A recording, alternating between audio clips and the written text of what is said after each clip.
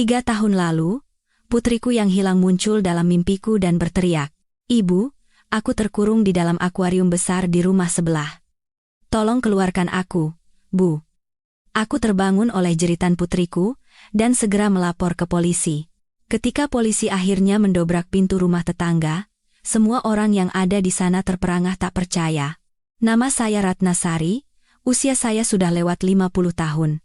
Orang bilang, di usia seperti saya ini, anak-anak sudah dewasa dan inilah saatnya menikmati masa tua yang tenang bersama suami. Saya pun percaya bahwa saya akan bisa merasakan kebahagiaan seperti itu. Suami saya, Budi Santoso, adalah seorang pensiunan pegawai negeri sipil yang berwatak lembut dan sepanjang hidupnya hanya mengenal keluarga. Kami tinggal di sebuah rumah susun sederhana namun penuh kehangatan di Depok, sebuah kota satelit yang tak jauh dari Jakarta. Istilah tetangga adalah saudara terdekat, sangat cocok menggambarkan kehidupan kami, di mana semua orang saling membantu dalam kedamaian. Kebanggaan terbesar dan harta paling berharga bagi kami adalah putri kami, Putri. Tahun itu, usianya baru menginjak 16 tahun, usia yang indah dan mekar seperti bunga melati, wajahnya yang putih dan cantik menurun dari saya, dan ia juga sangat pandai di sekolah. Piagam-piagam penghargaan yang ia terima setiap tahun hampir memenuhi salah satu dinding rumah kami.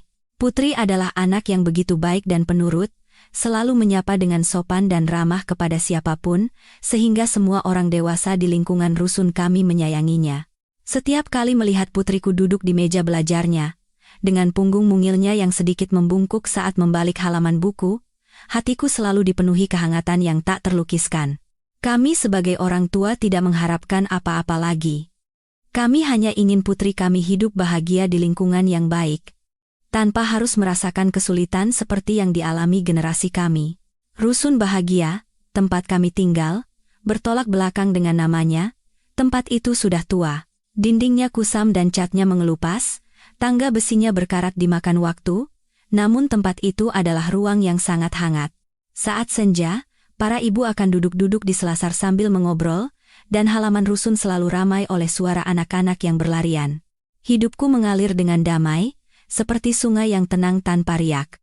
Sampai hari naas itu tiba. Hari itu adalah Sabtu sore. Langit yang tadinya cerah tiba-tiba mulai diselimuti awan hitam.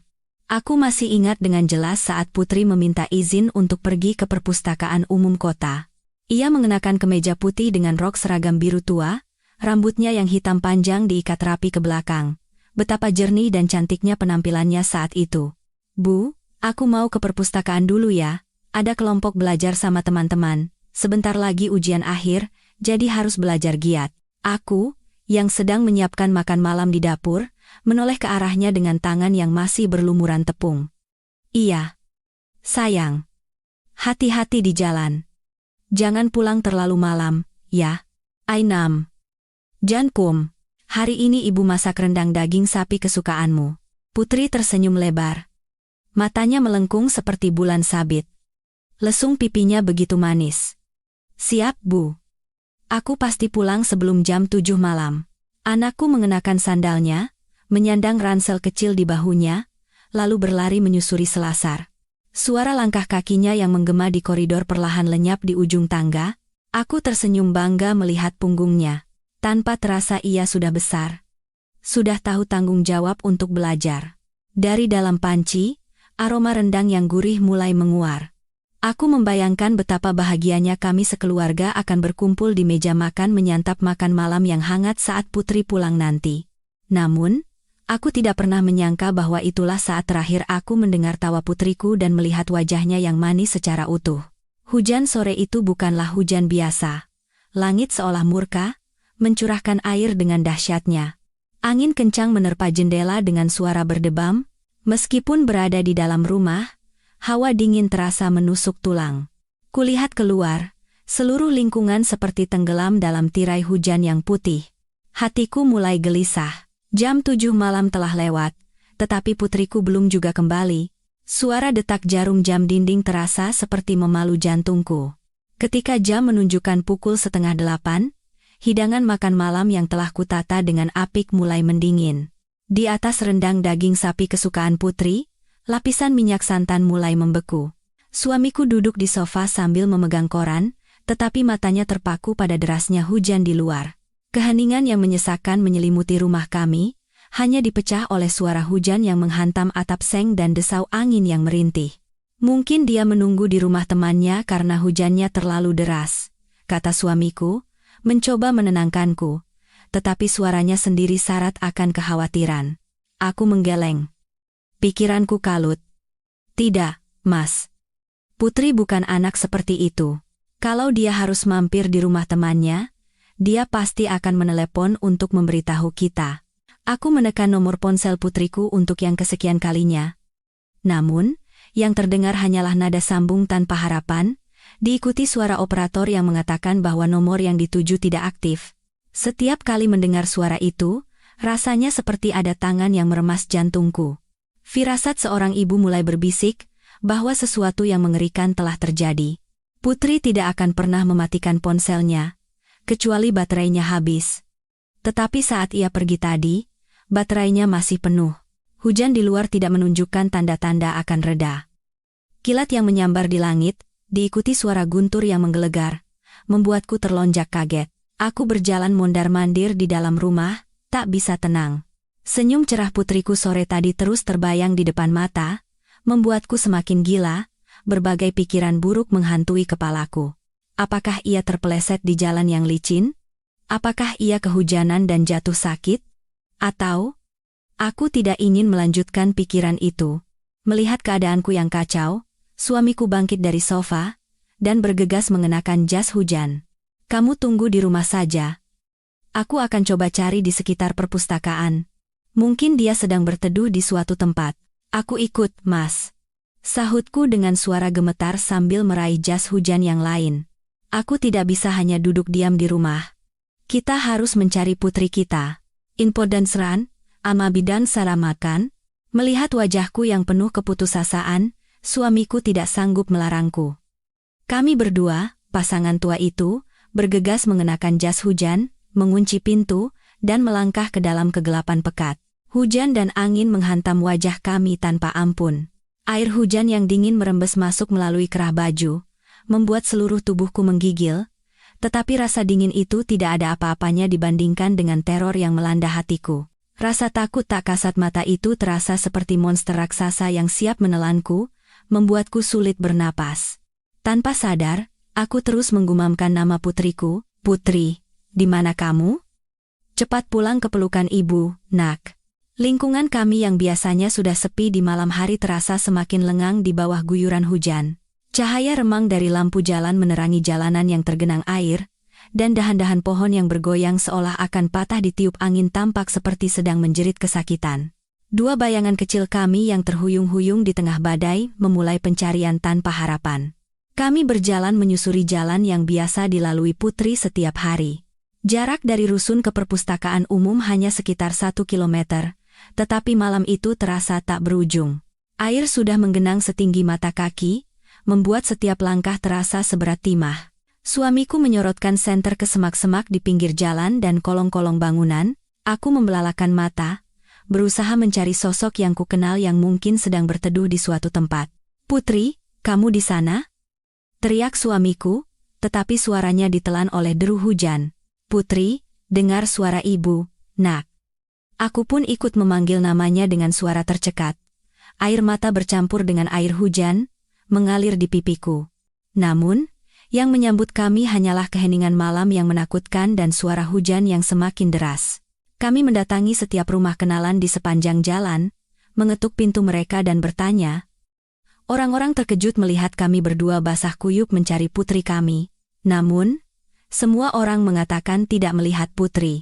Beberapa dari mereka menatap kami dengan iba sambil menghela napas.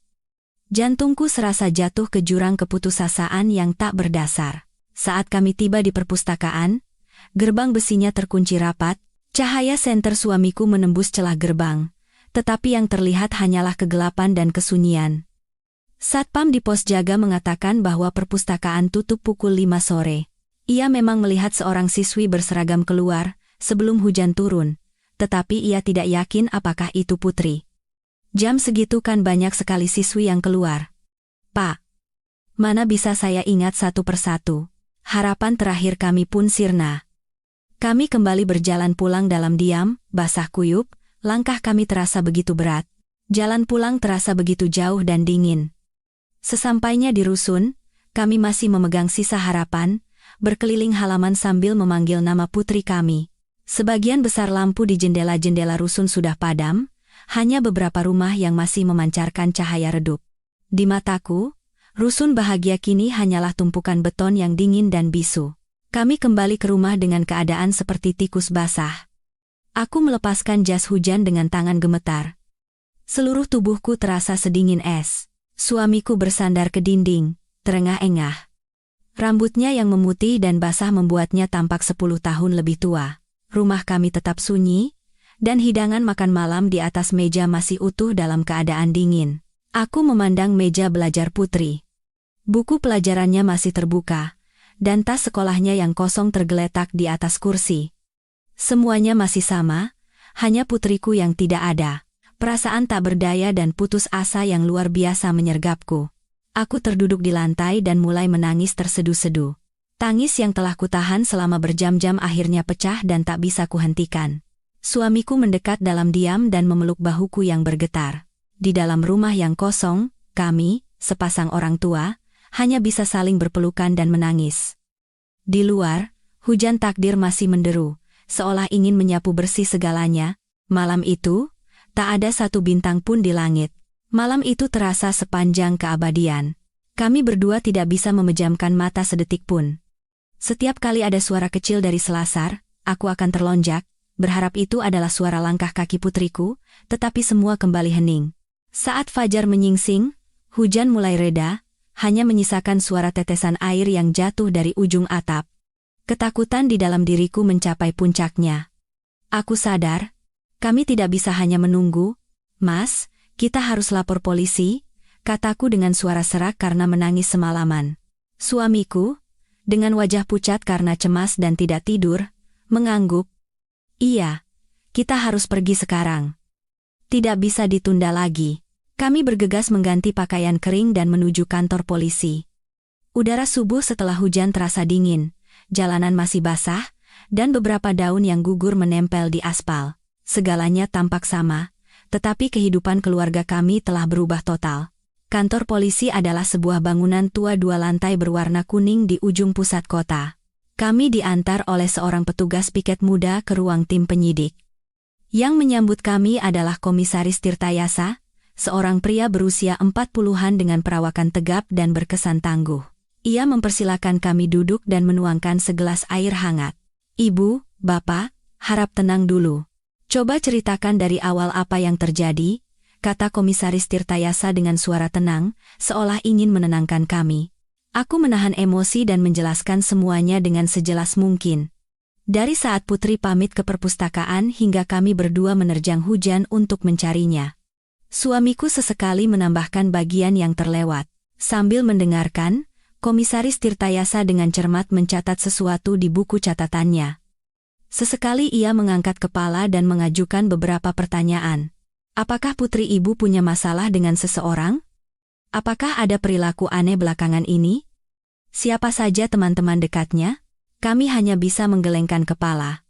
Putri anak yang sangat baik, Pak. Dia hanya tahu belajar.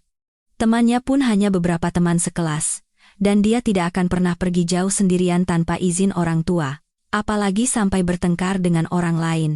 Dia anak yang sangat penurut, tidak pernah meninggikan suara pada siapapun.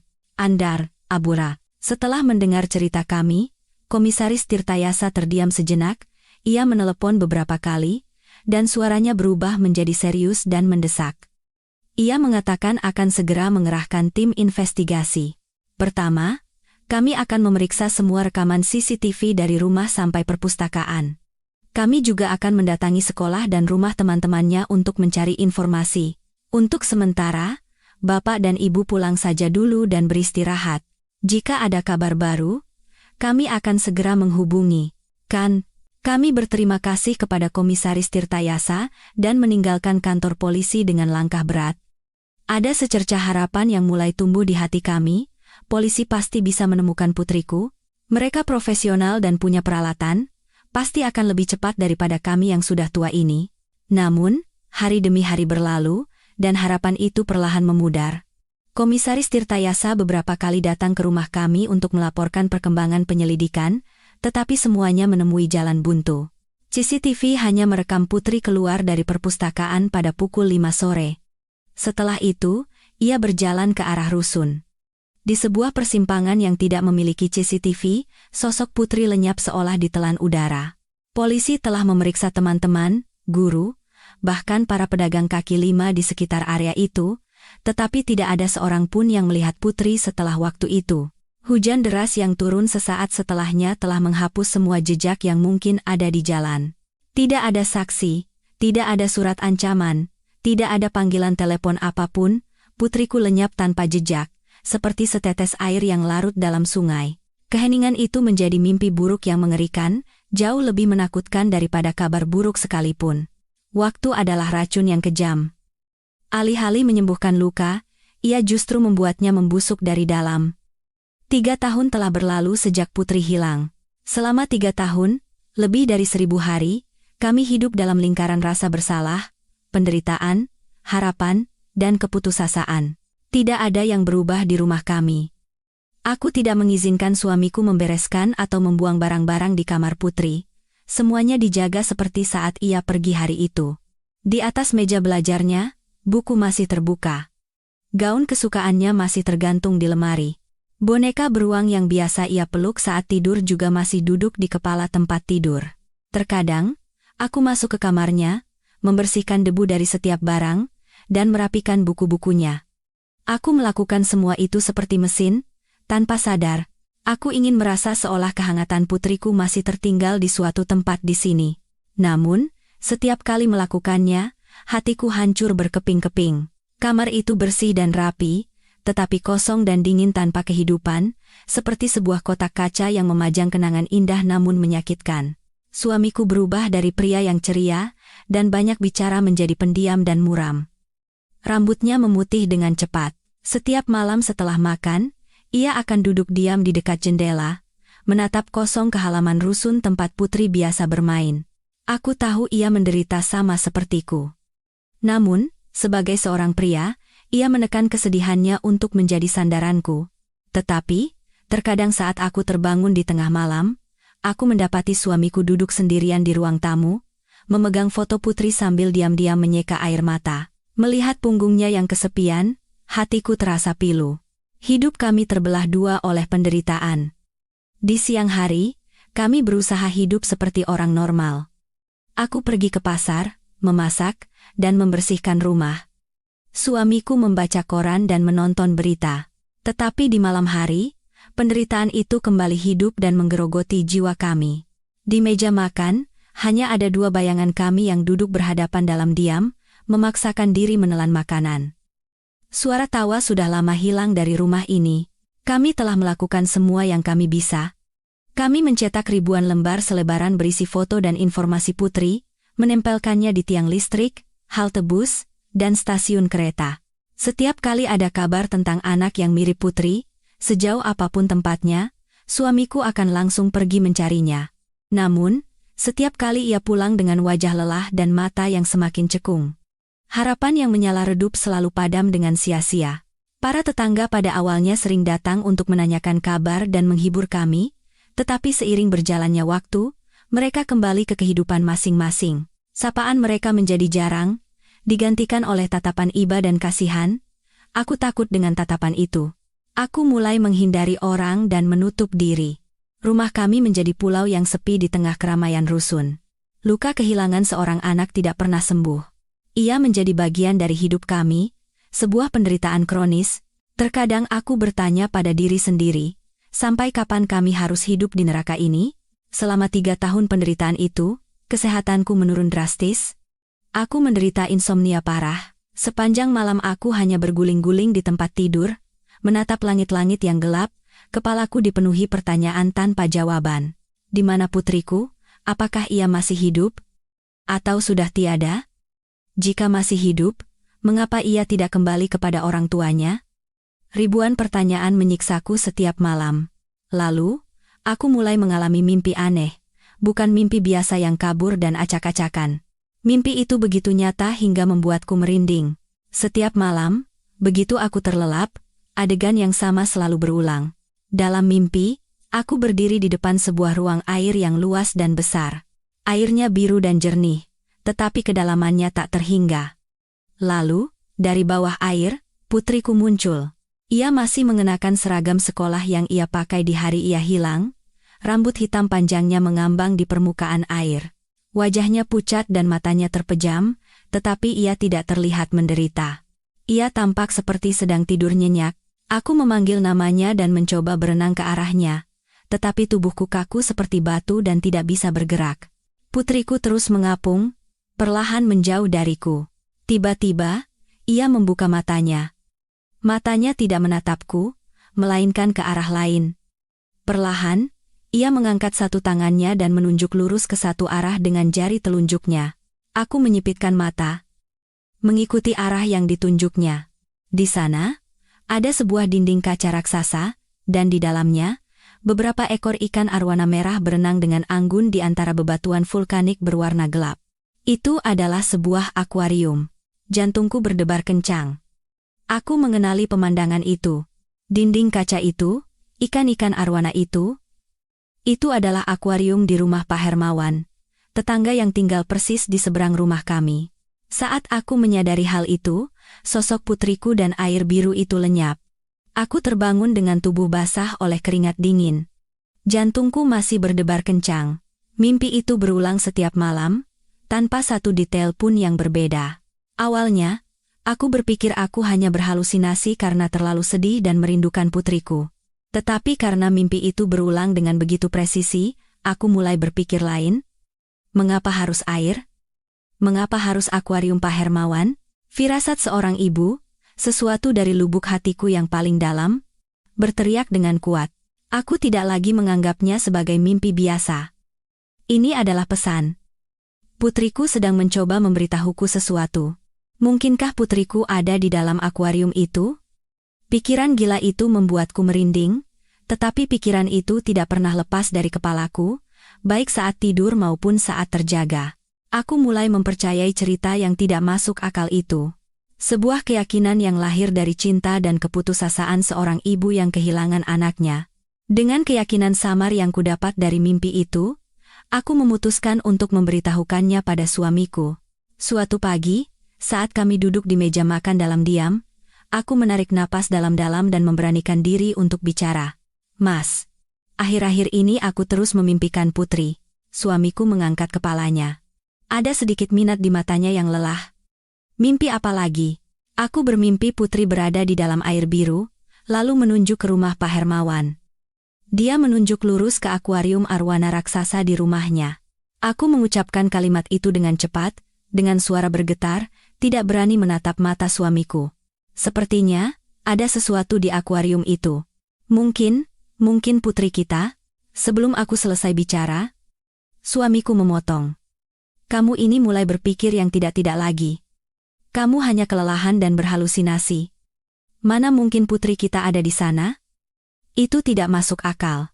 Suamiku menghela napas dengan suara sedih. Aku tahu hatimu sakit. Aku juga begitu. Tapi kita harus lebih realistis. Jangan berpegang pada mimpi yang tidak jelas seperti itu. Polisi kan sudah memeriksa semuanya. Pak Hermawan itu juga sudah diperiksa 3 tahun lalu, dan alibinya sempurna. Mendengar kata-kata suamiku, harapan yang baru saja mekar di hatiku seolah disiram air dingin. Aku tahu perkataannya logis. Orang waras manapun tidak akan percaya bahwa putrinya ada di dalam akuarium tetangga hanya karena sebuah mimpi. Tetapi firasatku, yang hanya dimiliki oleh seorang ibu, berteriak bahwa aku benar. Tapi aneh kan, Mas? Kenapa aku memimpikan hal yang sama setiap malam? Mimpinya begitu nyata, tidak seperti mimpi biasa. Aku mencoba meyakinkannya, tetapi suamiku hanya menggelengkan kepala pelan lalu pergi ke balkon untuk merokok. Aku merasa kesepian dan tak berdaya. Bahkan suamiku sendiri, yang telah menemaniku seumur hidup, tidak mempercayaiku. Apa yang harus kulakukan sekarang? Haruskah aku berteriak kepada dunia bahwa putriku sedang meminta tolong dari dalam mimpi? Orang-orang pasti akan menganggapku gila karena kesedihan. Sejak hari itu, obsesiku semakin parah. Aku tidak bisa tidur lagi. Begitu memejamkan mata, bayangan putriku yang mengapung di air biru selalu muncul. Yang lebih menyakitkan adalah kenyataan bahwa rumah kami dan rumah Pak Hermawan saling berhadapan, dipisahkan oleh halaman. Setiap malam, saat semua sunyi, aku bisa mendengar suara filter akuarium dari rumah Pak Hermawan. Suara mendengung yang monoton itu, yang dulu tidak pernah kuperhatikan, kini terasa seperti jarum yang menusuk gendang telinga dan hatiku yang berdarah. Suara itu seperti panggilan dari dunia tak terlihat, seperti bisikan putriku dari kedalaman air. Aku mulai takut pada rumahku sendiri. Aku tidak mau pergi ke balkon atau melihat ke arah rumah Pak Hermawan. Namun pada saat yang sama, dorongan kuat untuk melakukan sesuatu terus mendesakku. Aku tidak bisa hanya duduk diam dan mati seperti ini. Meskipun harapannya hanya 1:1.000.000, meskipun orang-orang akan menganggapku gila, aku harus mengungkap kebenarannya. Firasat seorang ibu memberitahuku, jawaban atas hilangnya putriku, ada di balik pintu besi dingin Pak Hermawan, di seberang halaman itu. Pak Hermawan adalah tetangga yang sudah tinggal di sana sejak kami pindah ke rusun ini. Ia tinggal sendirian di rumah seberang. Kudengar istrinya meninggal muda karena sakit, dan mereka tidak punya anak. Pak Hermawan seumuran dengan suamiku, tetapi terlihat jauh lebih tua. Tubuhnya kurus, punggungnya sedikit bungkuk, dan wajahnya selalu berkerut. Ia hidup sangat menyendiri dan tertutup, hampir tidak pernah berinteraksi dengan tetangga. Kalaupun berpapasan, ia hanya akan mengangguk sekadarnya lalu berjalan cepat, menghindari tatapan orang lain. Semua orang di rusun ini tahu bahwa Pak Hermawan memiliki sifat yang aneh. Ia tidak punya teman, dan tidak ada kerabat yang pernah mengunjunginya. Hidupnya seolah hanya berpusat pada beberapa ekor ikan arwana. Ia merawat ikan-ikan itu dengan lebih telaten daripada merawat anak. Setiap pagi, ia terlihat mengganti air dan memberi makan ikannya. Kudengar, ikan arwananya sangat langka dan mahal, harga 1 ekornya bisa setara dengan harga sebuah rumah. Hal yang paling mencolok dan misterius dari rumahnya adalah akuarium raksasa itu. Itu bukan akuarium biasa yang ada di rumah-rumah. Akuarium itu ditanam di dalam dinding, memakan hampir setengah dari ruang tamunya, dan terlihat seperti akuarium mini di kebun binatang. Kacanya sangat tebal, dan airnya selalu berwarna kehijauan karena lampu di dalamnya. Pemandangan beberapa ekor arwana merah sebesar lengan orang dewasa yang berenang anggun di balik kaca itu tampak indah, tetapi juga sedikit menakutkan. 3 tahun lalu, saat putri hilang, polisi juga mendatangi dan memeriksa rumah Pak Hermawan, sama seperti penghuni lainnya. Saat itu, ia memberikan kesaksian bahwa pada sore yang hujan itu, ia hanya menonton TV dan merawat akuariumnya di rumah, dan tidak mendengar atau melihat sesuatu yang aneh. Ia berbicara dengan tenang dan jelas kepada polisi, dan tidak ada hal yang mencurigakan. Lagi pula, ia adalah seorang duda yang hidup sendiri. Tidak ada alasan baginya untuk terlibat dengan seorang gadis berusia 16 tahun. Karena itu, ia segera dicoret dari daftar orang yang dicurigai. Tetapi sekarang, di mataku, semua tentang Pak Hermawan terlihat mencurigakan, kesendiriannya, sifatnya yang aneh, dan terutama, akuarium raksasa itu semuanya diselimuti misteri. Mengapa seorang pria yang hidup sendiri membutuhkan akuarium sebesar itu? Mengapa ia mencurahkan seluruh waktu dan perhatiannya pada ikan-ikan yang tak berperasaan itu? Dan mengapa? Dalam mimpiku, putriku menunjuk ke arah akuarium itu. Pertanyaan-pertanyaan itu terus berputar di kepalaku. Aku mulai mengingat detail-detail kecil yang dulu tidak pernah kuperhatikan. Saat aku menjemur pakaian di balkon dan tidak sengaja melihat ke arah rumahnya, tirai ruang tamunya selalu tertutup rapat, hanya menyisakan celah yang sangat kecil. Di malam hari, satu-satunya cahaya yang keluar dari rumah itu adalah cahaya hijau redup dari akuarium. Pak Hermawan seperti siput yang selalu bersembunyi di dalam cangkangnya yang keras. Apa yang ia sembunyikan di balik pintu itu? Di balik dinding kaca akuarium itu? Kecurigaanku semakin besar, berubah menjadi keyakinan kuat bahwa aku harus menyingkap tabir rahasia itu. Sejak kecurigaanku tumbuh, aku mulai mengamati Pak Hermawan secara diam-diam. Aku tidak lagi menghindari melihat ke arah rumahnya. Sebaliknya, sebagian besar waktuku kuhabiskan duduk di dekat jendela kamarku, sedikit menyingkap tirai, dan mengamati setiap gerak-geriknya. Pak Pak Hermawan memiliki rutinitas yang sangat teratur. Tepat pukul 6 pagi, ia membuka pintu dan melakukan senam di selasar. Pukul 7, ia pergi ke pasar membawa keranjang belanja. Pukul 8, ia kembali ke rumah, mengunci pintu rapat-rapat, dan tidak keluar lagi sampai sore. Pukul 5 sore, ia akan membuka pintu lagi untuk membuang sampah. Semuanya seperti mesin yang terprogram, berulang setiap hari, tidak pernah meleset 1 menit pun. Rutinitas yang teratur itu, alih-alih menenangkanku, justru membuatku semakin cemas. Itu terasa seperti kamuflase yang sempurna untuk menyembunyikan sesuatu yang tidak normal di dalamnya. Perhatian terbesarku tertuju pada jendela rumahnya. Seperti yang kulihat sebelumnya, jendelanya selalu tertutup oleh tirai abu-abu tebal. Baik cuaca cerah maupun mendung, tirai itu tidak pernah dibuka. Ruang tamunya seolah terputus total dari dunia luar. Mengapa seseorang ingin hidup di ruang yang begitu pengap tanpa sinar matahari? Mungkinkah ada sesuatu di dalamnya yang tidak boleh dilihat orang lain?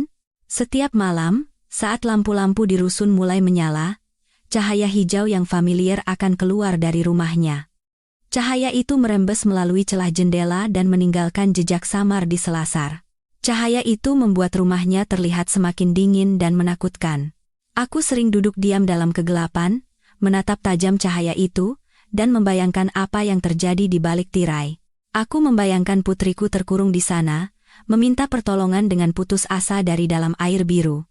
Pikiran-pikiran itu menyiksaku, tetapi pada saat yang sama, memunculkan dorongan untuk bertindak lebih berani. Suatu hari, aku memutuskan untuk melakukan ujian kecil. Sore hari, saat melihat Pak Hermawan keluar untuk membuang sampah, aku pun pura-pura keluar secara kebetulan. Aku tersenyum seramah mungkin dan berkata, "Selamat sore, Pak Hermawan." "Baru pulang dari mana, Pak?" Pak Hermawan terkejut dan menatapku. Ada kebingungan di matanya. Ia menjawab dengan canggung, "Oh, selamat sore. Ini, baru buang sampah saja." Aku berpura-pura tidak peduli dan bertanya dengan santai, "Ikan arwananya sehat-sehat saja, Pak?" Kata orang-orang, ikannya cantik sekali karena Bapak pandai merawatnya. "Enda tekan terimanau, amdak tumanau." Begitu aku menyebut tentang akuarium, ekspresi Pak Hermawan tiba-tiba berubah. Senyum canggung di bibirnya lenyap, digantikan oleh kewaspadaan dan ketidaksenangan yang jelas. Ia tidak menjawab pertanyaanku, hanya mendengus, lalu bergegas masuk ke rumahnya sambil membawa tempat sampah kosong dan membanting pintu. Brak! Suara pintu besi yang terbanting menggema di selasar. Aku terdiam oleh reaksinya. Hanya bertanya kabar ikan? Kenapa reaksinya seperti itu? Jelas sekali ia menyembunyikan sesuatu. Apapun yang berhubungan dengan akuarium membuatnya tegang dan defensif. Reaksi abnormal ini, meskipun detail kecil, mengubah kecurigaanku menjadi keyakinan. Pak Hermawan pasti punya rahasia, dan aku yakin rahasia itu berhubungan dengan hilangnya putriku. Setelah ditolak mentah-mentah oleh Pak Hermawan, aku sadar bahwa aku tidak bisa mendekatinya dengan cara biasa. Ia mulai waspada terhadapku, dan untuk mengetahui kebenarannya, aku harus masuk ke dalam rumahnya dan melihat sendiri akuarium itu. Sebuah rencana yang berani dan berbahaya mulai terbentuk di kepalaku. Aku memutuskan untuk memanfaatkan kebiasaan para tetangga di rusun yang sering meminjam hal-hal sepele seperti kecap, gula, atau bawang. Ini adalah alasan yang sempurna untuk mengetuk pintu rumah orang lain tanpa menimbulkan kecurigaan.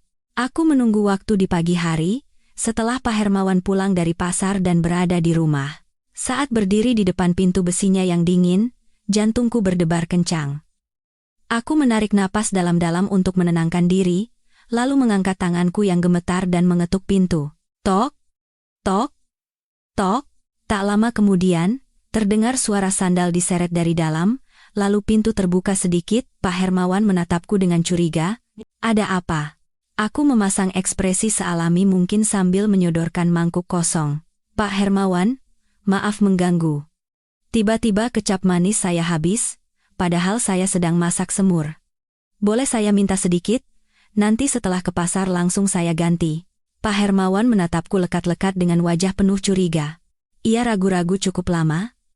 Aku pikir ia akan menolak dan menutup pintu. Tetapi mungkin karena alasanku terlalu biasa dan masuk akal, Akhirnya ia berkata dengan ketus, "Ya sudah, masuk saja." Ia hanya membuka pintu selebar bahu, cukup untukku menyelinap masuk. Begitu melangkah masuk, bau amis air dan pakan ikan menusuk hidungku. Di luar terang benderang, tetapi di dalam rumah gelap dan lembab. Dan kemudian, aku melihatnya. Akuarium raksasa yang muncul di hadapanku begitu besar dan menakutkan. Jauh lebih besar dari yang kubayangkan. Cahaya hijau dari dalamnya menerangi segalanya, membuat seluruh ruang tamu terbenam dalam warna yang aneh. Ikan-ikan arwana merah raksasa berenang perlahan dan anggun seperti hantu. Dasar akuariumnya dipenuhi pasir putih dan bebatuan vulkanik hitam berbentuk aneh, seperti pemandangan di dasar laut. Aku membeku di tempat, tidak bisa melepaskan pandangan dari akuarium itu. Hawa dingin yang menyeramkan merayap di punggungku. Ini dia. Pemandangan dalam mimpiku. Aku merasa seolah putriku sedang menatapku dari balik dinding kaca tebal itu. Kecapnya ada di dapur, ambil saja sendiri, suara Pak Hermawan memecah lamunanku. Aku terkejut dan segera menoleh, tetapi tanpa sadar aku mengucapkan pujian. Akuariumnya bagus sekali, Pak. Hebat sekali. Saat itu, aku melihat ekspresi Pak Hermawan berubah. Ia keluar dari dapur dan menatapku dengan mata penuh amarah. Sudah cukup lihat-lihatnya. Kalau sudah ambil kecap, cepat keluar. Rumah saya tidak suka didatangi tamu. Agarmen, selesai bicara, ia hampir mendorongku keluar pintu, lalu membantingnya. Brak. Aku berdiri termangu di selasar. Mangkuk kosong masih ada di tanganku. Aku tidak mendapatkan setetes pun kecap. Tetapi aku mendapatkan apa yang kuinginkan. Reaksinya yang kasar dan penuh kewaspadaan saat aku memuji akuariumnya itulah bukti yang paling pasti. Ia takut. Ia takut ada orang lain yang menaruh perhatian pada akuarium itu. Jika itu hanya akuarium biasa, mengapa harus takut? Firasatku benar, mimpiku benar. Di bawah air biru itu, ada rahasia mengerikan yang tersembunyi, dan aku bersumpah, bahkan dengan nyawaku sebagai taruhan, aku akan menyeret rahasia itu ke dalam terang. Kembali ke rumah, aku membanting pintu dan bersandar di baliknya sambil terengah-engah.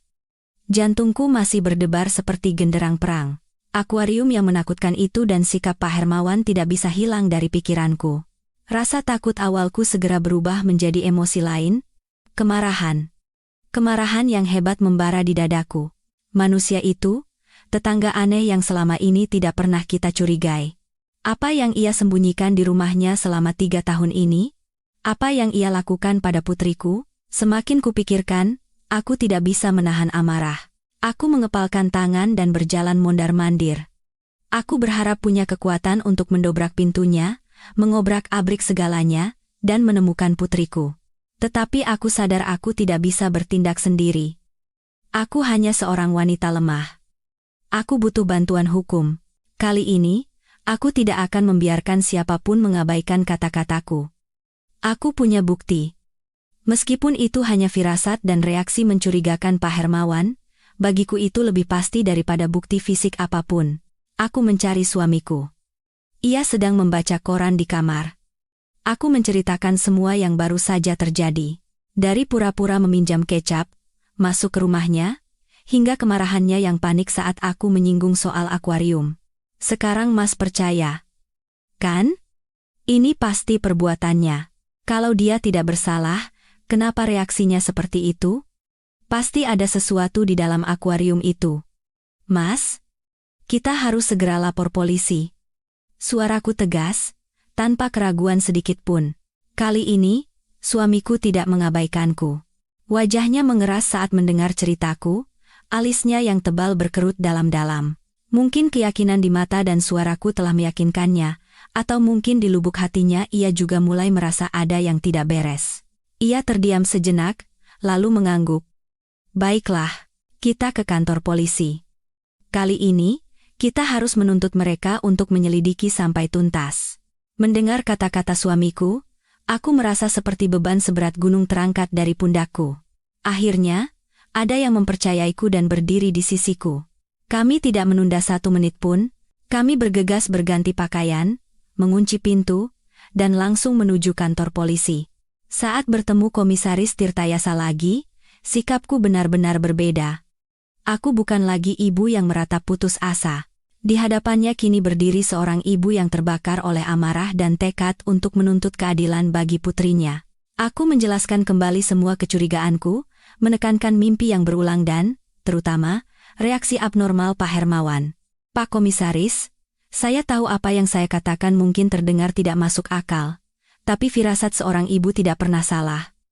Tolong, sekali ini saja, percaya pada saya, tolong periksa akuarium di rumah Pak Hermawan. Saya merasa putri saya ada di tempat yang sangat dekat, dan jawabannya ada di sana. Jika kali ini tidak ditemukan apa-apa, saya akan menanggung semua konsekuensinya. Bapak boleh menghukum saya karena menghalangi tugas kepolisian, saya akan terima.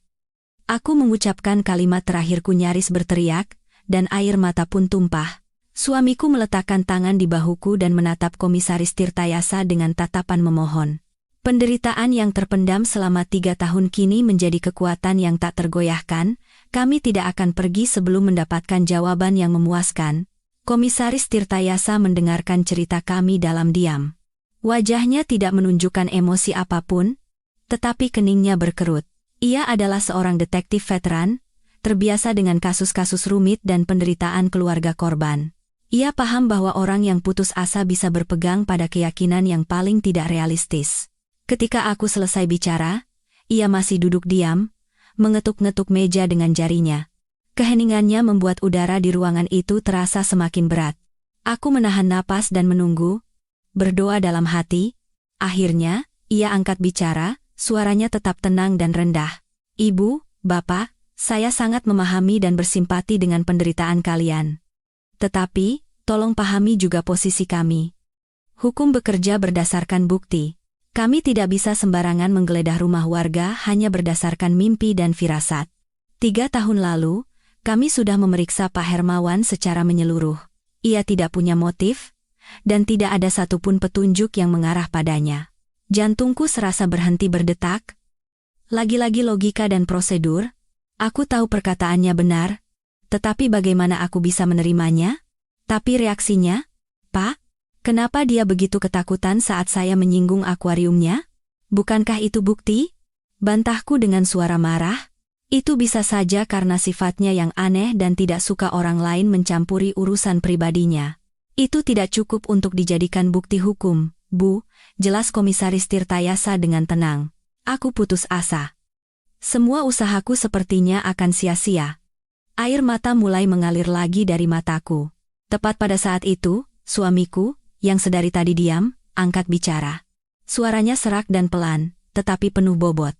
Pak Komisaris, saya tahu istri saya mungkin sedang sangat emosional. Tapi tolong lihat istri saya. Selama 3 tahun ini, tidak sehari pun ia bisa tidur nyenyak. Ia hidup seperti orang setengah mati karena anaknya. Sekarang, inilah satu-satunya harapannya, sekecil apapun itu. Saya tidak tahu apakah firasat istri saya benar atau salah, tapi saya percaya pada cinta seorang ibu. Kami mohon, kasihanilah kami orang tua ini, tolong kami sekali ini saja, cukup periksa akuarium itu saja. Jika tidak ada apa-apa, kami tidak akan mengganggu Bapak lagi, kami akan menerimanya sebagai takdir kami. Selesai bicara, suamiku berlutut di tempat. Pria yang seumur hidupnya tegar dan tidak pernah menundukkan kepala pada siapapun, kini berlutut di hadapan orang yang usianya jauh di bawahnya. Aku terkejut dan mencoba membangunkannya. Tetapi ia menepis tanganku. Tindakan suamiku membuat Komisaris Tirtayasa panik. Ia bergegas bangkit dan mendekati suamiku. Bapak, jangan begini. Tolong berdiri, Pak. Ia menatap bergantian antara aku yang menangis tanpa suara dan pria tua terhormat yang merendahkan diri dan memohon padanya. Aku melihat kilatan simpati dan iba di matanya. Mungkin penderitaan kami yang tak berujung dan cinta kami yang tak terbatas telah menggerakkan hati detektif yang tegar ini. Ia terdiam cukup lama, tampak berkonflik batin. Akhirnya, ia menghela napas panjang. Baiklah. Bapak dan Ibu, tolong berdiri. Saya tidak bisa mengeluarkan surat perintah penggeledahan, tetapi saya bisa membentuk tim untuk mengunjungi rumah Pak Hermawan dengan alasan inspeksi keamanan dan pencegahan kebakaran.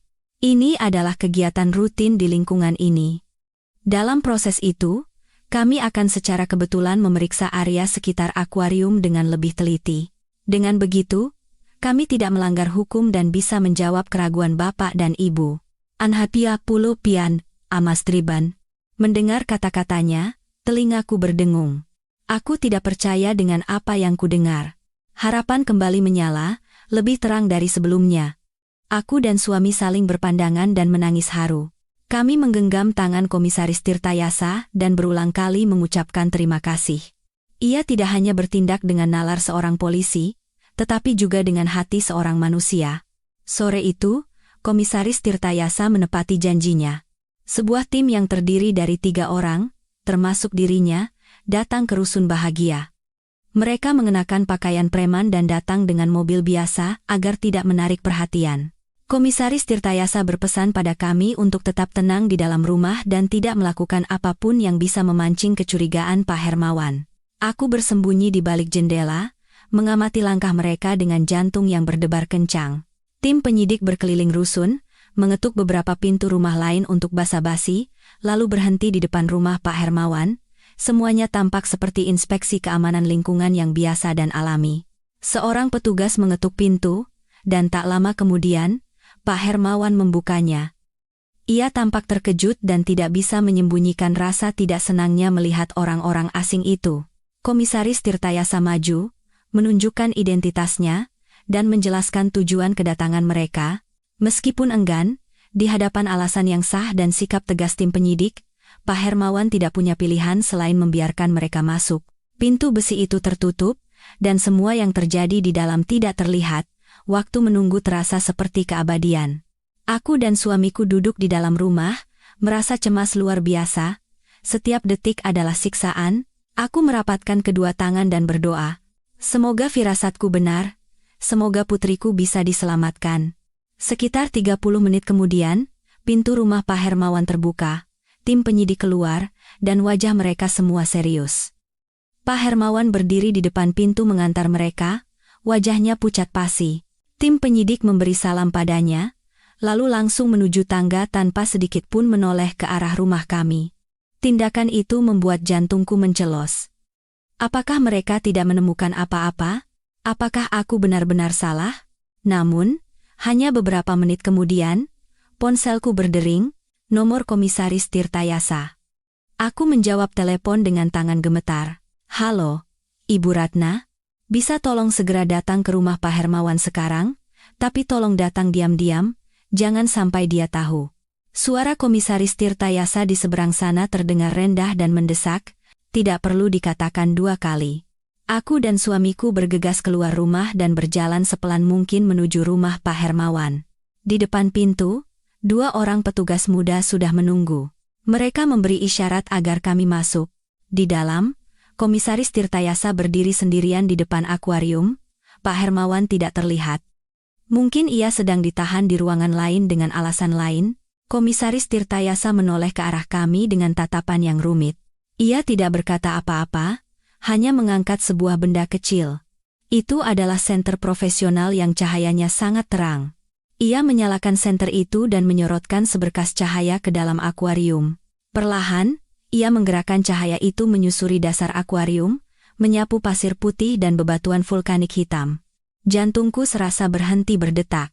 Tolong lihat baik-baik di sini, kata Komisaris Tirtayasa pelan. Cahaya senter berhenti di sebuah celah kecil di antara bebatuan, tersembunyi di balik sebuah batu vulkanik besar. Awalnya, aku tidak melihat sesuatu yang istimewa, tetapi saat Komisaris Tirtayasa sedikit menggoyangkan senternya, sesuatu yang sangat kecil berkilau, memantulkan cahaya logam. Benda itu begitu kecil hingga nyaris menyatu dengan warna pasir dan batu. Tanpa senter yang kuat dan pengamatan yang teliti, tidak akan ada yang bisa menemukannya. Komisaris Tirtayasa menggunakan sebuah penjepit panjang, dengan hati-hati memasukkan tangannya ke dalam celah batu dan mengambil benda itu. Ia memasukkannya ke dalam kantong plastik bukti kecil. Saat ia mengangkatnya di depan mata kami, aku tidak bisa bernapas. Itu adalah sebuah liontin kalung perak berbentuk bulan sabit. Di atasnya, terukir inisial yang sangat kecil, PS. Seluruh tubuhku gemetar. Suamiku di sebelahku juga terdiam. Itu adalah kalung putri. Kalung yang kami berikan sebagai hadiah ulang tahunnya yang ke-15. Putri sangat menyayangi kalung itu, dan selalu memakainya. Jadi benar. Mimpiku nyata. Firasatku benar. Putriku, dia benar-benar ada di sini. Semua keraguan terkonfirmasi. Setelah 3 tahun pencarian yang sia-sia, petunjuk paling penting akhirnya muncul. Segera setelah menemukan kalung itu, Komisaris Tirtayasa memberi isyarat kepada rekan-rekannya.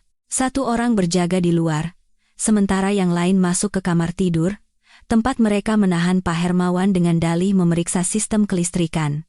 2 menit kemudian, mereka membawa Pak Hermawan ke ruang tamu. Melihat kami bertiga berdiri di depan akuarium, wajah Pak Hermawan berubah menjadi kelabu. Ia panik dan mulai tergagap. Kenapa? Kenapa kalian ada di sini? Apa yang kalian lakukan? Komisaris Tirtayasa tidak menjawab. Hanya dengan tenang mengangkat kantong plastik berisi kalung itu di depan mata Pak Hermawan. Anda kenal benda ini? Pak Hermawan menyipitkan mata untuk melihatnya. Saat ia menyadari apa itu, seluruh tubuhnya mulai bergetar hebat, dan kakinya lemas seolah tak bertenaga. Ia mundur beberapa langkah sambil menggelengkan kepala dengan panik. Saya tidak tahu. Saya tidak pernah lihat benda itu. Anda yakin? Suara Komisaris Tirtayasa menajam seperti baja. Benda ini ditemukan di dasar akuarium Anda. Ini adalah kalung milik Putri Sari, yang hilang 3 tahun lalu. Putri dari Bapak dan Ibu ini. Sekarang, apa ada yang ingin Anda katakan? Wajah Pak Hermawan memucat seperti kertas, dan keringat dingin mengalir deras dari dahinya. Ia masih berusaha mengelak. Saya tidak bersalah. Saya tidak tahu apa-apa. Mungkin benda itu tidak sengaja masuk. Saya benar-benar tidak tahu. Tetapi ekspresinya yang ketakutan dan bicaranya yang tergagap sudah menjelaskan segalanya. Komisaris Tirtayasa menatap lurus ke matanya. Tatapannya setajam pisau. Ia mulai menggunakan teknik interogasi yang menusuk psikologi pelaku kejahatan.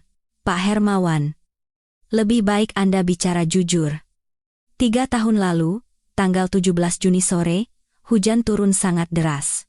Anda bilang Anda sedang menonton TV di rumah, tetapi tetangga di bawah Anda bersaksi bahwa sekitar pukul 6 sore, mereka mendengar suara gaduh, suara pertengkaran, dan suara barang pecah dari rumah Anda. Saat itu, kesaksian itu dianggap tidak relevan, tetapi sekarang situasinya berbeda. Komisaris Tirtayasa berhenti sejenak, mengamati reaksi Pak Hermawan. Ia terengah-engah, matanya terus bergerak gelisah. Komisaris Tirtayasa melanjutkan dengan nada yang lebih kuat. Menurut rekaman CCTV, Putri Sari menghilang di gang dekat rusun ini.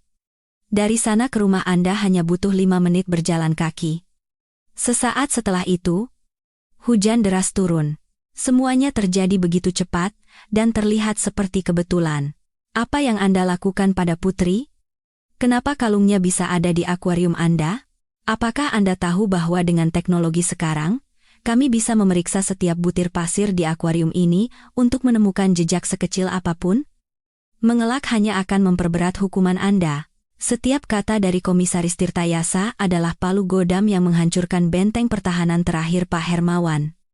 Ia menatap kosong ke arah akuarium, lalu menatap kami dengan mata yang dipenuhi ketakutan dan kebencian. Ia sadar ia tidak bisa mengelak lagi.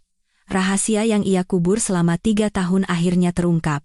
Tiba-tiba, Pak Hermawan ambruk ke lantai, memegangi kepalanya dengan kedua tangan dan mulai menangis. Tetapi itu bukan tangisan penyesalan, itu adalah tangisan marah dan getir dari seseorang yang terpojok. Saya tidak sengaja. Saya tidak bermaksud membunuhnya. Itu kecelakaan. Mendengar kata membunuh, telingaku berdengung dan kakiku lemas. Jika suamiku tidak menahanku, aku pasti sudah pingsan. Jadi putriku sudah tidak ada di dunia ini. Harapan samar bahwa ia masih hidup, bahwa kami bisa menemukannya dan menyelamatkannya, hancur berkeping-keping. Pak Hermawan telah mengaku, tetapi kebenaran yang akan ia ungkapkan akan menjadi pisau yang merobek-robek hatiku yang sudah penuh luka. Meski begitu, aku harus mendengarnya. Aku harus tahu apa yang terjadi pada putriku pada sore yang hujan dan penuh kutukan itu. Pak Hermawan meringkuk di lantai, tubuh kurusnya gemetar. Dengan suara bergetar dan terputus-putus, ia memulai cerita mengerikan dari 3 tahun lalu. Namun, ceritanya, meskipun penuh kejahatan, mengalir ke arah yang tidak pernah kubayangkan. Benar. Sore itu anak itu datang ke sini, kata Pak Hermawan sambil menatap lantai. Dia menemukan saya. Menemukan apa? Tanya Komisaris Tirtayasa dengan nada membentak. Pak Hermawan mengangkat kepalanya. Matanya dipenuhi rasa malu dan takut. Kamera tersembunyi. Saya memasang kamera tersembunyi yang sangat kecil. Mengarah ke jendela kamarnya. Saya hanya iseng. Dunia di bawah kakiku serasa runtuh. Manusia bejat ini, binatang ini, dia telah mengintip putriku. Suamiku menggeram, mengepalkan tinjunya. Jika polisi di sebelahnya tidak menahannya, ia pasti sudah menerkam Pak Hermawan. Pak Hermawan melanjutkan dengan suara yang semakin pelan. Hari itu, entah bagaimana, anak itu tahu dan datang ke rumah saya membawa kamera itu.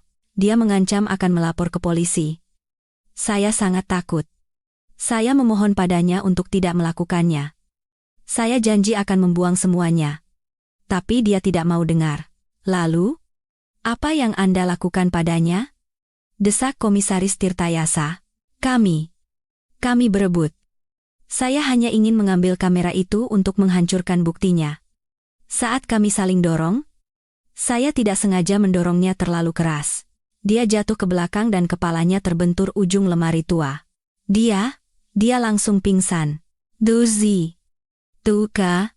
Pak Hermawan berhenti bicara. Terengah-engah. Aku menahan napas. Jantungku serasa berhenti. Saat itu saya panik sekali. Saya takut kalau dia sadar, dia akan melapor polisi. Saya pasti akan masuk penjara. Di luar hujan mulai deras. Pikiran gila muncul di kepala saya. Saya akan menyembunyikannya, agar orang-orang berpikir dia hilang karena hujan. Di mana Anda menyembunyikannya? Pak Hermawan menunjuk dengan tangan gemetar ke arah dinding di seberang akuarium. Di balik lemari itu, ada ruang rahasia. Ruang yang dulu dipakai pemilik lama sebagai gudang. Pintunya sangat kecil dan tersamarkan. Saya menyeretnya ke dalam dan mengunci pintunya. Keheningan yang mencekam menyelimuti ruangan itu. Semua orang terdiam mendengar pengakuan Pak Hermawan. Putriku tidak dibunuh. Ia disekap. Selama 3 tahun ini, ia terkurung di balik dinding rumah ini, yang hanya terpisah oleh sebuah halaman. Lalu kalungnya? Tanya Komisaris Tirtayasa. Saat kami berebut, kalungnya putus dan jatuh ke lantai. Terlempar ke dekat akuarium, tapi saya tidak melihatnya. Mungkin saat saya bersih-bersih, kalung itu tersapu bersama kerikil yang saya kumpulkan untuk dasar akuarium. Sampai hari ini saya sama sekali tidak tahu. Harapan yang luar biasa kuat menyala di dalam diriku. Putriku masih hidup. Dia masih hidup. Rasa sakit yang luar biasa saat mengira ia telah tiada seketika lenyap, digantikan oleh kegembiraan dan harapan yang meluap-luap. Meskipun ia terkurung dan menderita, putriku masih bernapas, masih ada di dunia ini. Di mana ruangan itu? Buka sekarang juga, teriak Komisaris Tirtayasa, tak bisa lagi menahan ketenangannya. Pak Hermawan, seperti boneka yang kehabisan tenaga, bangkit dengan terhuyung-huyung dan membawa tim penyidik ke lemari kayu tua. Ia meraba-raba sejenak, lalu melepaskan sebuah papan kayu yang tersamar di bagian belakang. Sebuah pintu besi kecil yang berkarat muncul. Kunci dimasukkan ke dalam lubang kunci, dan dengan suara klik yang kering, pintu itu terbuka. Di baliknya, tampak sebuah ruangan yang gelap gulita dan pengap. Saat pintu besi berderi terbuka, udara apak dan lembab yang terperangkap di dalamnya menyembur keluar, membuat orang-orang di dekatnya mundur selangkah. Komisaris Tirtayasa menyalakan senternya dan menyorot ke dalam kegelapan pekat. Ruangan itu sangat kecil, hanya beberapa meter persegi, tanpa jendela. Cahaya senter menyapu dinding yang bernoda, dan sarang laba-laba yang memenuhi sudut-sudutnya. Lalu, cahaya itu berhenti di salah satu sudut ruangan. Di atas sebuah ranjang darurat yang sudah lapuk, sesosok tubuh kecil meringkuk, rambut hitam panjangnya yang dulu begitu berkilau, kini kusut masai dan menutupi sebagian besar wajahnya. Orang itu mengenakan pakaian usang dan longgar. Putri, kamukah itu, nak? Teriakku dengan suara tercekat, berlari maju. Suamiku dan Komisaris Tirtayasa bergegas mengikuti. Mendengar suaraku, tubuh itu sedikit bergerak, lalu perlahan bangkit. Saat rambutnya tersibak dan wajahnya terlihat, jantungku serasa berhenti. Itu adalah putriku. Tetapi ia bukan lagi gadis 16 tahun yang penuh semangat. Wajahnya pucat dan cekung, matanya yang besar dan dalam dipenuhi ketakutan dan kebingungan melihat cahaya dan orang-orang asing. Tubuhnya kurus kering, hanya tinggal tulang berbalut kulit. Ia tampak begitu rapuh dan lemah, seperti lilin di hadapan angin. Melihat keadaannya, hatiku serasa diiris sembilu. Selama 3 tahun ini, putriku hidup di neraka ini. Betapa takut, kesepian, dan putus asanya dia. Aku tidak ingin memikirkannya lagi. Putri, ini ibu, nak. Ibu dan ayah datang menjemputmu. Aku memeluk tubuh kurusnya dengan erat. Tubuh anakku bergetar. Awalnya ia ketakutan dan meringkuk, tetapi saat merasakan kehangatan yang familiar dan suaraku, matanya yang kosong mulai menunjukkan reaksi. Perlahan ia mengangkat kepala, menatapku, lalu menatap suamiku yang berdiri di sampingnya sambil berlinang air mata. Ibu? Ya? Suaranya begitu lemah dan serak hingga nyaris tak terdengar. Entah sudah berapa lama ia tidak berbicara. Iya? Nak, ini ibu dan ayah. Suamiku ikut berlutut dan menggenggam tangan putri yang dingin dan kurus. Dan kemudian, seolah bendungan pecah, emosi anakku yang terpendam selama 3 tahun meledak. Ia menangis meraung-raung. Tangisan yang pilu dan penuh penderitaan. Ia memelukku erat seolah takut aku akan menghilang. Ibu, aku takut. Aku kangen sekali sama ibu dan ayah. Kenapa baru datang sekarang? Mendengar tangisan dan kata-katanya yang terputus-putus, hatiku hancur berkeping-keping. Aku memeluknya semakin erat dan menangis tanpa henti. Maafkan ibu, nak. Maafkan ibu. Ini semua salah ibu. Harusnya ibu menemukanmu lebih cepat. Kami bertiga, di dalam ruangan rahasia yang gelap dan bau itu, saling berpelukan dan menangis. Itu adalah tangisan kesedihan atas penderitaan yang dialami orang yang kami cintai, sekaligus tangisan kebahagiaan karena akhirnya bisa bertemu kembali. Setelah 3 tahun perpisahan, penantian, dan neraka keputusasaan, akhirnya keluarga kami bersatu kembali. Komisaris Tirtayasa dan para petugas berdiri diam di ambang pintu, tidak mengganggu momen kami. Aku tahu, di dalam hati mereka pun berkecamuk perasaan yang tak terlukiskan. Mereka telah menyaksikan TKP kejahatan yang mengerikan, tetapi pada saat yang sama, mereka juga menyaksikan keajaiban yang diciptakan oleh cinta seorang ibu. Setelah beberapa saat, ketika emosi kami sedikit mereda, Komisaris Tirtayasa memerintahkan anak buahnya untuk membawakan air dan selimut hangat untuk putri. Ia memanggil ambulans untuk membawa anakku ke rumah sakit dan memeriksa kondisi kesehatannya. Saat seorang petugas menggendongnya keluar dari ruangan gelap itu, untuk pertama kalinya dalam 3 tahun, putri melihat sinar matahari. Ia menyipitkan mata, wajahnya masih dipenuhi ketakutan, tetapi di matanya, aku melihat secercah cahaya kehidupan. Putriku telah diselamatkan. Hidupnya dan hidup keluarga kami telah lahir kembali. Saat putriku dibawa ke rumah sakit, Pak Hermawan diborgol dan digiring ke kantor polisi. Wajahnya tidak lagi menunjukkan tanda-tanda kehidupan, pucat seperti mayat. Ia berjalan terhuyung-huyung, punggungnya benar-benar bungkuk, seolah beban dosanya telah menghancurkannya. Berita ditemukannya seorang gadis yang disekap selama 3 tahun mengguncang seluruh kota kecil kami yang tenang. Para penghuni rusun berhamburan keluar, semua dengan ekspresi tidak percaya dan ngeri. Mereka tidak bisa percaya bahwa Pak Hermawan, tetangga penyendiri dan aneh yang mereka lihat setiap hari, adalah iblis berwujud manusia. Mereka menatapnya dengan mata penuh amarah dan jijik. Kamuflase sempurna yang ia bangun selama 3 tahun telah runtuh total. Di kantor polisi, di hadapan bukti yang tak terbantahkan dan kondisi putriku, Pak Hermawan menundukkan kepala dan mengakui semua kejahatannya. Ia menceritakan semuanya, dari memasang kamera tersembunyi, pertengkarannya dengan putri, hingga menyekapnya di ruang rahasia. Menurut pengakuannya, setelah membuat putri pingsan, ia mengurungnya di sana. Awalnya, ia hanya berencana mengurungnya selama beberapa hari untuk menakut-nakutinya agar tidak melapor ke polisi. Tetapi saat kasus hilangnya Putri menjadi berita besar dan polisi mulai menyelidiki, ia semakin ketakutan. Ia takut jika melepaskan Putri, ia akan dilaporkan dan menerima hukuman berat. Ketakutan itu mengubahnya menjadi binatang, dan membuatnya mengambil keputusan yang lebih kejam. Menyekap Putri selamanya untuk membungkamnya. Selama 3 tahun, ia memperlakukan putriku seperti binatang. Setiap hari ia hanya memberinya nasi dingin dan air sekadarnya, cukup untuk tidak mati kelaparan.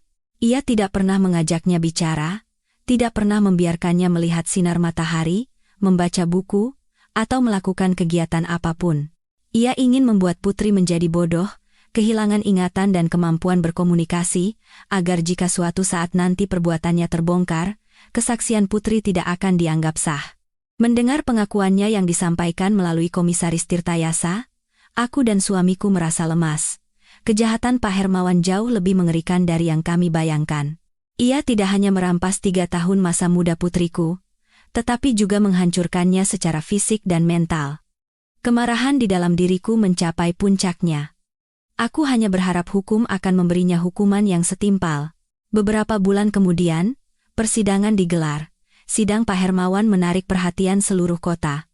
Di ruang sidang, ia hanya menunduk, tidak berani menatap siapapun. Dalam pernyataan terakhirnya, ia meminta maaf kepada keluarga kami dengan suara lirih dan memohon keringanan hukuman. Tetapi dosanya tidak bisa dimaafkan. Dengan berbagai dakwaan, termasuk penyekapan ilegal, pelanggaran privasi, dan penganiayaan, majelis hakim menjatuhkan hukuman maksimal kepada Pak Hermawan, penjara seumur hidup, tanpa kemungkinan pembebasan bersyarat. Mendengar putusan itu, aku menangis. Itu adalah air mata kelegaan dan keyakinan pada keadilan. Meskipun putusan itu tidak akan bisa mengganti luka yang dialami putriku dan keluarga kami, setidaknya iblis itu telah membayar perbuatannya. Keadilan, meskipun datang terlambat, akhirnya ditegakkan. Iblis itu telah dikurung, dan tidak akan pernah bisa menyakiti siapapun lagi. Putusan terhadap Pak Hermawan adalah sebuah kelegaan batin, tetapi perjalanan untuk menyembuhkan luka putriku baru saja dimulai. 3 tahun penyekapan dalam kegelapan meninggalkan trauma yang mendalam pada anakku. Di rumah sakit, dokter mendiagnosis bahwa Putri menderita malnutrisi parah, atrofi otot karena kurang gerak, dan terutama, masalah psikologis yang serius. Ia menderita gangguan stres pasca trauma, PTSD. Ia takut pada kegelapan dan ruang sempit, dan akan terlonjak kaget jika mendengar suara keras. Ia menjadi pendiam dan tertutup, matanya selalu dipenuhi kebingungan dan ketakutan. Melihat keadaannya, hatiku terasa pilu. Setelah Putri keluar dari rumah sakit, kami memutuskan untuk menjual rumah kami di Rusun Bahagia. Tempat itu terlalu terikat dengan kenangan yang menyakitkan. Kami membeli sebuah rumah kecil di pinggir kota, dengan taman yang cerah. Kami berharap lingkungan baru yang damai akan membantu pemulihan putriku. Hari-hari pertama di rumah baru sangat sulit. Putri masih belum bisa lepas dari bayang-bayang masa lalunya. Di malam hari, ia akan berteriak karena mimpi buruk, dan di siang hari, ia hanya duduk sendirian di kamarnya, menatap kosong keluar jendela. Kami berdua, dengan sabar, selalu berada di sisinya. Aku memasak makanan lezat yang dulu ia sukai, menceritakan cerita-cerita lucu, dan menonton film komedi bersama. Suamiku merawat taman, menanam banyak mawar kesukaan Putri. Ia juga membelikan seekor anak anjing kecil untuk menjadi temannya, dan kami menamainya Harapan. Kami juga secara rutin membawa Putri ke seorang psikolog. Psikolog itu, seorang wanita parubaya yang sangat lembut dan pengertian, dengan sabar mengajak Putri bicara, mendengarkannya, dan melalui terapi yang tepat, membantunya perlahan-lahan membuka diri. Proses penyembuhan sangat lambat, tetapi kami tidak pernah menyerah. Cinta keluarga adalah obat terbaik. Perlahan, aku mulai melihat perubahan positif pada putriku. Ia mulai berbicara lebih banyak. Terkadang, aku melihatnya tersenyum saat bermain dengan Harapan. Suatu hari, ia bahkan keluar ke taman dan membantu ayahnya menyiram tanaman. Suatu sore yang cerah, saat aku sedang membaca buku di teras, Putri keluar dari rumah dan membawakanku secangkir teh hangat. Ia duduk di sampingku, ragu-ragu sejenak, lalu berkata, "Bu, aku mau sekolah lagi." Mendengar kata-kata itu, Aku membeku. Aku tidak percaya dengan apa yang kudengar. Aku menoleh ke arahnya. Di matanya, yang sudah lama tidak menunjukkan binar, kini terpancar tekad yang kuat. Air mata mengalir dari mataku. Tapi kali ini, air mata kebahagiaan. Tentu, sayang. Kapanpun kamu mau. Ibu dan ayah akan selalu mendukungmu. Hari kembalinya Putri ke sekolah adalah hari yang sangat istimewa. Ia harus belajar lagi untuk mengejar ketertinggalan selama 3 tahun, tetapi ia berusaha sangat keras. Teman-teman dan guru-gurunya, yang mengetahui situasinya, semua membantunya dengan hangat. Kehidupan baru keluarga kami dimulai seperti itu. Luka di hati kami mungkin tidak akan pernah sembuh total, tetapi kami belajar untuk hidup dengannya. Melihat putriku perlahan menemukan kembali senyumnya dan kegembiraan hidup, aku tahu badai telah benar-benar berlalu. Keluarga kami, setelah melewati tahun-tahun penderitaan yang tak terhitung, akhirnya menemukan kedamaian sejati. Saat putriku perlahan pulih, banyak perubahan juga terjadi dalam kehidupan kami berdua. Penderitaan dan cobaan tidak menghancurkan kami. Sebaliknya, itu membuat kami lebih kuat dan tegar. Setelah melewati masa terberat dalam hidup, aku menyadari betapa berharganya hidup, keluarga, dan cinta. Aku bukan lagi wanita lemah yang hanya bisa menangis dan menyalahkan takdir. Aku menemukan tujuan hidup yang baru. Aku mulai aktif dalam kegiatan sosial di lingkungan kami, terutama mendedikasikan banyak waktu untuk sebuah organisasi pencarian anak hilang. Aku menggunakan cerita dan pengalamanku untuk menghibur dan membantu keluarga yang mengalami nasib serupa. Aku memahami penderitaan dan keputusasaan mereka lebih dari siapapun. Aku ingin memberitahu mereka untuk tidak pernah menyerah pada harapan. Keajaiban itu nyata, dan firasat seorang ibu serta cinta keluarga memiliki kekuatan yang luar biasa. Setiap kali aku bisa membantu sebuah keluarga bersatu kembali, atau sekadar memberikan sedikit penghiburan dan harapan, hidupku terasa lebih berarti. Rasa sakit dari masa lalu pun terasa sedikit memudar. Suamiku juga berubah. Ia tidak lagi pendiam dan muram, ia menjadi lebih ceria dan terbuka. Ia bergabung dengan klub catur di balai warga, dan sesekali ikut denganku dalam kegiatan sosial. Menemukan kembali putrinya seolah menyalakan kembali api dalam hidupnya. Setelah melewati begitu banyak badai, cinta kami menjadi semakin dalam dan kuat. Kami belajar menghargai setiap momen kebersamaan, setiap kali kami bisa makan bersama sebagai satu keluarga. Putri, dengan usaha yang tak kenal lelah, akhirnya lulus SMA dengan nilai yang sangat baik. Ia memutuskan untuk mengambil jurusan psikologi. Ia berkata, dengan pengalaman pahitnya, ia ingin membantu orang-orang yang mengalami nasib serupa dan menyembuhkan luka batin mereka. Mendengar itu, aku dan suamiku sangat bangga. Putriku tidak hanya bertahan hidup, tetapi ia terlahir kembali dari abu menjadi pribadi yang lebih kuat dan penuh kasih. Cinta, ketabahan, dan keyakinan telah membantu keluarga kami melewati cobaan terberat. Kami tidak hanya menemukan kembali putri kami, tetapi juga menemukan kembali diri kami sendiri, dan menemukan makna hidup yang lebih mulia. Kami telah membuktikan bahwa sekejam apapun takdir, selama ada cinta dan harapan, manusia bisa mengatasi segalanya. Beberapa tahun kemudian, kehidupan keluarga kami membuka babak baru yang penuh cahaya dan kebahagiaan. Rumah kecil kami di pinggiran kota selalu dipenuhi tawa. Putri, setelah lulus kuliah, menjadi seorang psikolog yang kompeten. Ia bekerja di sebuah pusat perlindungan anak, menggunakan seluruh pengetahuan dan empatinya untuk menyembuhkan jiwa-jiwa muda yang terluka. Melihatnya tumbuh menjadi wanita yang dewasa, percaya diri, dan penuh kasih, aku dan suamiku merasakan kepuasan dan kebahagiaan yang tak terhingga. Putri kami tidak hanya menjadi kebanggaan kami, tetapi juga sumber inspirasi bagi banyak orang.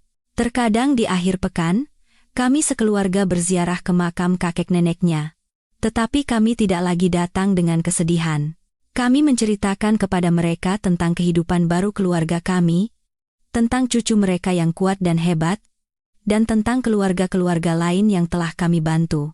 Aku terus aktif dalam kegiatan sosial, dan organisasi pencarian anak hilang tempatku bergabung semakin berkembang, membantu lebih banyak keluarga bersatu kembali. Kisah keluarga kami menjadi simbol harapan dan bukti nyata kekuatan cinta seorang ibu. Setiap kali kami menghadapi kesulitan atau cobaan dalam hidup, Kami akan mengingat kembali hari-hari yang telah kami lalui. 3 tahun yang seperti neraka, mimpi-mimpi yang seperti kutukan, dan saat kami menemukan putri kami di ruangan gelap itu. Kenangan itu bukan lagi rasa sakit, melainkan sumber kekuatan dan pengingat. Itu mengingatkan kami bahwa kami telah melewati yang terburuk, dan tidak ada lagi yang bisa menghancurkan kami. Hidup terus berjalan, dengan suka dan duka, dengan luka yang tak akan pernah hilang. Tetapi di atas semua itu, selalu ada cinta dan harapan. Keluarga kami telah belajar untuk menghargai setiap hari kami hidup, setiap momen kebersamaan. Kami tahu, apapun yang terjadi di masa depan, cobaan apapun yang diberikan kehidupan, cinta keluarga akan selalu menjadi mercusuar yang menuntun kami, dan harapan tidak akan pernah padam.